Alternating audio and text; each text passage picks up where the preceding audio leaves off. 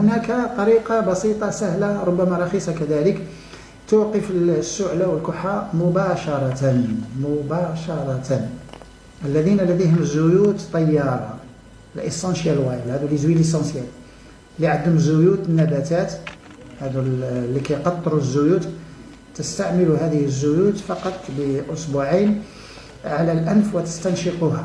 يعني هذه الزيوت تكون في قارورة صغيرة هكذا، وعندها واحد البالون في رأسها هكذا، يعني تمرر أسبوعك عليه، ثم تتوقف الشعلة أو الكحة تتوقف. يعني بالنسبة للأطفال والمسنين ويعني كل الناس، هذه يعني حل سحري.